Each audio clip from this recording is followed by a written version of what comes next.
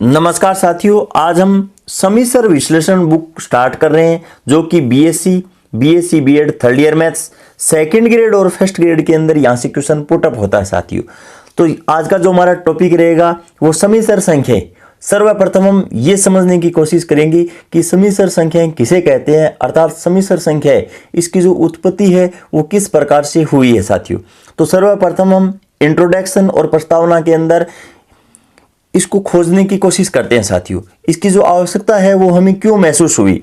तो सर्वप्रथम मान लीजिए मेरे पास कोई द्विघात इक्वेशन है साथियों, एक्स स्क्वायर माइनस 25 बराबर 0। यहाँ से x के दो मूल हमें प्राप्त होने चाहिए।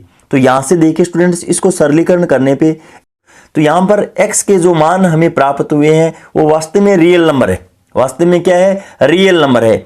अब उसके बाद में देखिए स्टूडेंट्स, समीकरण एक्स स्क्वायर प्लस 25 बराबर 0 ऐसा इक्वेशन मेरे पास कोई दिया गया है और इसका हमें हल ज्ञात करना है साथियों।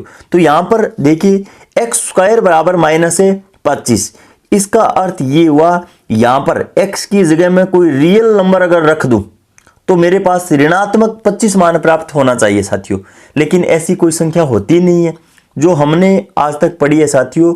रियल नंबर के अंदर ऐसी तो कोई मेरे पास संख्या है नहीं कि जब मैं यहाँ पर x का स्क्वायर कर दूं और मेरे पास यहाँ पर माइनस 25 प्राप्त हो जाए, अर्थात ऋणात्मक मान कोई प्राप्त हो जाए। अर्थात हम कह सकते हैं किसी भी वास्तविक संख्या का वर्ग ऋणात्मक नहीं हो सकता साथियों। तो हमारे दिमाग के अंदर एक क्वेश्चन ये भी आना स्वाभाविक है कि ऐसी कौन सी संख्या है उसका अगर मैं स्क्वायर कर दूं फिर भी वो ऋणात्मक मान देता हो। तो देखिए स्टूडेंट्स, जैसे जैसे हम आगे बढ़ेंगे वैसे वैसे आपका जो डाउट है वो क्लियर होता जाएगा। तो ये आगे देखिए स्टूडेंट्स, जैन गणितज्ञ श्री महावीराचार्य ने 850 ईस्वी में यह संकेत दिया कि ऋणात्मक संख्याओं के वर्गमूल नहीं होते हैं। अर्थात हम कह सकते हैं जब यहां से x का मान ज्ञात करेंगे तो यहां पर अंडरूट के अंदर माइनस 25 आ जाएगा। तो यहां पर जैन गणितज्ञ ने यह बता दिया है कि ऋणात्मक संख्याओं के वर्गमूल होते नहीं है। तो फिर देखिए स्टूडेंट्स, इसलिए वास्तविक संख्या प्रणाली जो कि निम्न प्रकार है को और आगे बढ़ाने की हमें आवश्यकता है। तो रियल नंबर जो हमारे पास है उसको और आगे हमें बढ़ाना पड़ेगा। तो देखिए स्टूडेंट, सर्वप्रथम एक बार हम रियल नंबर पे चर्चा कर लेते हैं। वास्तविक संख्याएं किसे कहेंगे? तो वास्तविक संख्याओं को समझने के लिए देखिए स्टूडेंट्स, मैंने इसको दो भागों में बांटा है, एक तो परिमेय संख्याएं और दूसरा अपरिमेय संख्याएं। अब परिमेय संख्याओं को भी हम दो भागों में बांट सकते हैं, एक तो भिन्नात्मक होता है और एक पूर्णांक होता है। और इस पे भी देखिए स्टूडेंट्स, जो कॉम्पिटिटिव एग्जाम के नाम से जो वीडियो बनाया गया है वहां पर मैंने वास्तविक संख्या रेखा के बारे में विस्तार से चर्चा की है। अगर इसको आप गहनता से समझना चाहते हो तो ऑल कॉम्पिटिटिव एग्जाम के नाम से जो मैथ्स के अंदर वीडियो डाला गया है वो आप देख सकते हो। अब उसके बाद में देखिए फ्रेंड्स, पूर्णांक को भी हम दो भागों में बांट सकते हैं, पूर्ण संख्याएं और ऋणात्मक संख्याएं। और पूर्ण संख्या को भी हम प्राकृत संख्या और शून्य संख्या के अंदर डिवाइड कर सकते हैं। प्राकृत संख्या के अंदर में अगर शून्य को सम्मिलित कर दूं तो मेरे पास सभी की सभी जो पूर्ण संख्या है वो प्राप्त हो जाएगी। अब देखिए स्टूडेंट्स, वास्तविक संख्या के अंदर तो यहां पर अगर मैं ऐसा बोल दूं कि अगर परिमेय संख्या और अपरिमेय संख्या को मैं मिला दूं तो मेरे पास जो टोटल रियल नंबर है वो प्राप्त हो जाएंगे। लेकिन यहां पर काल्पनिक संख्या या जो अधिकल्पित संख्या है इसका कहीं पर भी जिक्र नहीं किया गया है। तो देखिए स्टूडेंट्स, आगे हम इसको किस प्रकार से आगे बढ़ाते हैं। अब उसके बाद में देखिए स्टूडेंट्स, आपने कक्षा 10 के अंदर एक द्विघात समीकरण ax square plus bx plus c बराबर 0 के वास्तविक हल और श्रीधर आचार्य सूत्र द्वारा ज्ञात किया होगा। x बराबर minus b plus minus under root b square minus 4ac बटा 2a। इस सूत्र से हमने क्या है जो वास्तविक हल है वो प्राप्त किए हैं। तो यहां पर देखिए स्टूडेंट्स, जो अंडरूट के अंदर बी स्क्वायर माइनस 4ac है, यहां पर अंडरूट के अंदर जो बी स्क्वायर माइनस 4ac है, इससे हम यहां पर द्विघात समीकरण है उसकी प्रकृति चेक कर सकते हैं। तो यहां पर प्रकृति चेक करने के लिए मेरे पास जो बी स्क्वायर माइनस 4ac है इसको हम डी बोल सकते हैं या विविक्तर बोलते हैं हिंदी के अंदर। तो देखिए स्टूडेंट्स, अगर डी का मान या फिर बोल सकते हैं बी स्क्वायर माइनस 4ac का मान ग्रेटर देन इक्वल है तो इसके जो हल प्राप्त होंगे वो वास्तविक हल होंगे। हल कैसे होंगे? वास्तविक हल होंगे। अगर यहां पर लेस देन 0 है, लेस देन 0 होने का अर्थ ये हुआ इसके जो हल होंगे वो वास्तविक हल हल निकालने में क्या है, असमर्थ है, अर्थात हम कह सकते हैं कि इसके जो हल प्राप्त होंगे वो काल्पनिक हल होंगे। क्या होंगे साथियों, काल्पनिक हल होंगे। यहां पर अंडरूट के अंदर बी स्क्वायर माइनस 4ac एक ऋणात्मक संख्या का वर्गमूल वास्तविक संख्या नहीं है साथियों। तो इस प्रकार पहले भी हमने देख लिया है कि अगर अंडरूट के अंदर ऋणात्मक मान आ गया तो उसका हम वर्गमूल ज्ञात नहीं कर सकते साथियों। तो इस प्रकार की समस्या का समाधान करने हेतु वास्तविक संख्या प्रणाली का विस्तार कर एक ऐसी संख्या प्रणाली विकसित की गई जिसमें ऋणात्मक संख्याओं के वर्गमूल भी क्या होते हैं, सम्मिलित होते हैं। ऐसी संख्याएं सम्मिश्र संख्या कहलाती है। तो देखिए स्टूडेंट्स, सम्मिश्र संख्या अगर यहां से हम सार निकालना चाहें तो अंडरूट के अंदर अगर कोई माइनस के अंदर चिन्ह आ जाता है तो उस संख्या का भी हम वर्गमूल निकाल सकते हैं। तो अब सम्मिश्र संख्या के अंदर हम आगे देखिए स्टूडेंट्स, काल्पनिक संख्या और अधिकल्पित संख्या का भी अध्ययन करना होगा। तो देखिए सर्वप्रथम हम अधिकल्पित या काल्पनिक संख्या किसे कहेंगे, उस प्रत्येक संख्या को जिसका वर्ग ऋणात्मक संख्या हो उसे हम अधिकल्पित या काल्पनिक संख्या कहेंगे स्टूडेंट्स। जैसे अंडरूट के अंदर -4, अंडरूट के अंदर -2। देखिए स्टूडेंट्स, अगर यहां पर +4 होता तो इसका वर्गमूल है वो आसानी से हम ज्ञात कर सकते थे, +-2 हो जाता। लेकिन माइनस के अंदर अंडरूट के अंदर चिन्ह आ गया तो यहां पर ऐसी संख्याएं जो मेरे पास प्राप्त है इन सभी को हम काल्पनिक संख्याएं या अधिकल्पित संख्याएं बोलेंगे। इसका वर्गमूल हम आसानी से नहीं निकाल सकते। तो यहां पर व्याख्या के रूप में अगर हम समझना चाहें तो x बराबर मान लीजिए यहां पे अंडरूट के अंदर -2 है तो x स्क्वायर बराबर -2। ऐसी मेरे पास कोई भी संख्या है नहीं जिसका मैं अगर स्क्वायर करूं तो ऋणात्मक के अंदर 2 मान दे जाए। अब देखिए स्टूडेंट्स, वास्तविक संख्या का अगर मैं वास्तविक संख्या से गुणा करता हूं, अगर यहां पर देखिए स्टूडेंट्स प्लस चिन्ह है, यहां पर भी प्लस है, यहां पर माइनस है तो यहां पर भी माइनस है। अगर सेम चिन्ह होने पे वास्तविक संख्या को वास्तविक संख्या से गुणा करने पे धनात्मक मान आता है। क्या आता है साथियों, धनात्मक मान आता है। किंतु अंडरूट के अंदर -1 है और अंडरूट के अंदर -1 है, इसका गुण ऋणात्मक आता है। इसका इस वीडियो के अंदर ही साथियों यहां पर इसकी आगे विस्तार से हम चर्चा करेंगे। उसके बाद में देखिए स्टूडेंट्स, महान गणितज्ञ आयलर ने 1748 ईस्वी में अंडरूट के अंदर -1 है और इसकी जो वैल्यू है वो आयोटा बताई है। और इससे क्या है, अंडरूट -1 को आयोटा से निरूपित किया जाता है और इसे आयोटा नाम दिया गया है साथियों। तो सम्मिश्र संख्या z बराबर हम कह सकते हैं कि x प्लस आयोटा y, जहां पर x और y है वो रियल नंबर है साथियों। x और y क्या है, रियल नंबर। रियल नंबर होने का अर्थ ये हुआ साथियों, x और y है वो प्रीमेय संख्या भी हो सकती है और अप्रीमेय संख्या भी हो सकती है। लेकिन यहां पर x है वो तो रियल पार्ट को प्रेजेंट कर रहा है अर्थात वास्तविक भाग है, और y है वो काल्पनिक भाग या इमेजिनरी पार्ट को प्रेजेंट कर रहा है। रियल भाग को हम REZ से प्रेजेंट करते हैं, काल्पनिक भाग को IMZ से प्रेजेंट करते हैं। अब देखिए स्टूडेंट्स, आयोटा है वो एक काल्पनिक संख्या है। आयोटा क्या है, काल्पनिक संख्या। तो काल्पनिक संख्या की जो डेफिनेशन है वो साथियों क्या है, अगर हम एक ऐसी संख्या का वर्ग करें ताकि उसका मान -1 आ जाए उसे हम काल्पनिक संख्या कहेंगे या अधिकल्पित संख्या कहेंगे। तो यहां पर आप देख सकते हो कि अगर मैं आयोटा का अगर स्क्वायर करता हूं तो उसका मान -1 आता है। तो यहां पे खुद आयोटा है वो एक काल्पनिक संख्या है और इसके कुछ गुणधर्म होते हैं साथियों। क्या, आयोटा बराबर अंडरूट के अंदर -1। अगर मैं आयोटा स्क्वायर का मान निकालता हूं साथियों तो आयोटा इंटू आयोटा, अर्थात हम कह सकते हैं कि आयोटा अंडरूट के अंदर -1 और इंटू अंडरूट के अंदर -1 और इसका जो रिजल्ट है वो साथियों -1 होता है।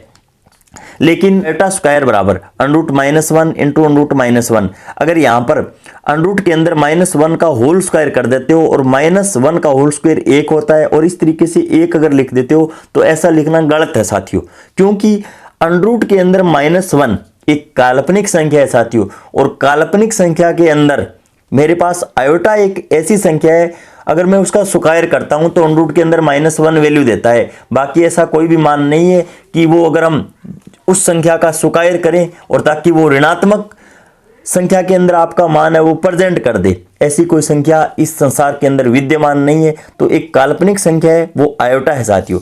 Under root a into under root b और अंडरूट ab, ये कथन तभी सत्य होता है साथियों जब a और b में कम से कम a या तो एक धनात्मक हो या फिर एक क्या हो, शून्य हो जाए, तब हम ऐसा लिख सकते हैं। लेकिन यहाँ पर तो दोनों के दोनों मान है साथियों क्या है, ऋणात्मक के अंदर है, तो ऐसा हम कभी भी नहीं लिख सकते। और यहाँ पर इस तरीके से यहाँ पर iota into iota, iota square, और आयोटा स्क्वायर का मान क्या होता है साथियों, -1 होता है। उसके बाद में आयोटा की पावर 3, और इसको मैं आयोटा स्क्वायर इंटू आयोटा लिख सकता हूं साथियों, और आयोटा स्क्वायर का मान -1 होता है, इसको आयोटा से जब गुणा करवाएंगे तो माइनस आयोटा आ जाएगा साथियों। आयोटा की पावर 4, इसको स्क्वायर के रूप में लिख सकता हूं, -1 गुणा -1, यहां पर +1 हो जाएगा। तो यहां पर देखिए स्टूडेंट्स, एक खास बात ये नजर आ रही है कि आयोटा की पावर 4 और इसका मान क्या होता है, 1 होता है। अगर हम आयोटा की पावर 5 का मान निकालना चाहे तो इसको दो भागों में तोड़ सकते हैं, आयोटा की पावर 4 इंटू आयोटा, और आयोटा की पावर 4 का मान क्या होता है, 1 होता है, और 1 से जब हम आयोटा को गुणा करवाएंगे तो आयोटा आ जाएगा। आयोटा की पावर 6 को हम 5 गुणा 1 लिख सकते हैं, और 5 का मान यहां पर हमने निकाल लिया है साथियों, आयोटा है, और इंटू आयोटा, आयोटा स्क्वायर, और इसका मान क्या हो जाएगा, -1। इस प्रकार से आयोटा की पावर 8 और इसका मान +1 होता है। तो यहां से रिजल्ट ये निकल के आता है कि आयोटा की पावर 4, आयोटा की पावर 8 और इनका मान क्या होता है साथियों, +1 होता है। तो हम नोट के रूप में ये बात नोट कर सकते हैं कि आयोटा की घात यदि 4 की गुणज है तो उसका मान सदैव क्या होगा साथियों, 1 होता है। कितना होता है, 1 होता है। और यहां पर देखिए स्टूडेंट्स, आयोटा की पावर 1, 2, 3 और 4, अगर यहां पर क्रमागत रूप से अगर हम इनको जोड़ते हैं, ऐड करते हैं, तो क्रमागत 4 घात आ गई तो उसका मान भी क्या होगा साथियों, 0 होता है। मैंने प्रूफ करके भी बता दिया साथियों, आयोटा की 4 क्रमागत घातों का योगफल क्या होता है सदैव साथियों, 0 होता है। और यहां पर आप रिजल्ट देख सकते हो, आयोटा की पावर n प्लस आयोटा की पावर n+1 और प्लस आयोटा की पावर n+2 और प्लस आयोटा की पावर n+3। यहां पर अगर हम आयोटा की पावर n को कॉमन ले साथियों, तो यहां पर कॉमन लेने के बाद में यहां पर जो रिजल्ट आएगा वो 0 आएगा, और किसी भी संख्या को 0 से गुणा करवाने पे 0 ही आता है। और n जहां पे क्या है, इंटीजर नंबर है साथियों, क्या है, इंटीजर नंबर है। तो यहां पर हम कह सकते हैं कि आयोटा की 4 क्रमागत घातों का योगफल सदैव 0 होता है। यहां पर ऐसा नहीं है कि यहां पर 1 से ही स्टार्ट मान हो, तो कोई भी मान हो सकते हैं साथियों, जैसे 15, 16, 17, 18 हो सकता है। 4 क्रमागत अगर मान अगर हमें दिए गए हैं तो उन सभी का योगफल है वो क्या आएगा साथियों, 0 प्राप्त होगा। उसके बाद में देखिए साथियों, आयोटा न तो धनात्मक है और न ही ऋणात्मक है, क्योंकि हम कह सकते हैं कि 5 आयोटा ग्रेटर देन 4 आयोटा, या हम 3 आयोटा लेस देन 2 आयोटा आदि कथन अर्थहीन है। देखिए स्टूडेंट्स, अगर हम अधिकल्पित संख्या या काल्पनिक संख्या के अंदर ऐसनिका का उपयोग करते हैं तो वो बात अर्थहीन होती है साथियों, क्योंकि यहां पर आयोटा है वो न तो धनात्मक है और न ही क्या है, ऋणात्मक है, मतलब अधिकल्पित संख्या है। तो यहां पर हम ऐसा नहीं कह सकते कि 5 आयोटा है वो 4 आयोटा से बड़ा है या छोटा है, कुछ भी नहीं कह सकते, ये बात है वो अर्थहीन है साथियों। अब उसके बाद में समिश्र संख्याओं में Z1 ग्रेटर देन Z2 या Z1 है वो Z2 से छोटा है, ये भी अर्थहीन बात है, क्योंकि देखिए स्टूडेंट्स, Z1 का अर्थ ये हुआ x1 plus iota y1 greater than y2। तो यहां पर आयोटा एक अधिकल्पित संख्या है साथियों। समिश्र संख्याओं में क्रम संबंध है वो परिभाषित नहीं है साथियों, क्या है, क्रम संबंध है वो क्या नहीं है, परिभाषित नहीं है। तो यहां पर z का अगर मापांक कहे तो एक धनात्मक संख्या है, क्या है, z का मापांक एक धनात्मक संख्या है, क्योंकि देखिए स्टूडेंट्स, z का मापांक आगे हम निकालेंगे, क्योंकि x का स्क्वायर और y का स्क्वायर दोनों का स्क्वायर होगा। Z1 का मापांक ग्रेटर देन Z2 का मापांक, या फिर हम बोल सकते हैं कि Z1 का जो मॉडुलस है वो छोटा है Z2 के मॉडुलस से, अपनी सार्थकता रखते हैं। जैसे एग्जाम्पल के तौर पे मैं यहाँ पर समझा सकता हूँ कि Z1 का मान लीजिए मेरे पास 2 + 3 आयोटा है। Z1 का मॉडुलस अगर यहाँ पर हम निकालना चाहें तो देखिए स्टूडेंट्स, 2 का स्क्वायर प्लस 3 का स्क्वायर, इसका अंडररूट, इसका वर्गमूल निकाल लेते हैं। तो यहां पर 4 + 9, अर्थात हम कह सकते हैं कि वर्गमूल के अंदर, अंडररूट के अंदर 13 मान आ चुका है, जो कि धनात्मक संख्या है, जो कि क्या है, धनात्मक संख्या, क्योंकि यहां पर वास्तविक संख्या और काल्पनिक संख्या का क्या है, स्क्वायर होना है। तो यहां पर इस प्रकार में यहां पर अन्य एक एग्जाम्पल भी ले सकता हूं, इसका मान भी साथियों यहां पर धनात्मक संख्या मेरे पास प्राप्त होने वाला है। तो हम कह सकते हैं कि Z1 का जो मॉडुलस है वो Z2 के मॉडुलस से क्या है, बड़ा है।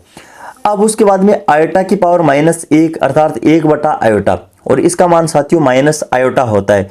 और यहां पर देखिए स्टूडेंट्स, अंश बटा हर के अंदर अगर मान दिया गया और हर के अंदर अगर आयोटा आ रहा है तो उसको लगभग हम क्या है, आयोटा को हटाते हैं, और यहां पर हमें परिमेयकरण करना पड़ेगा।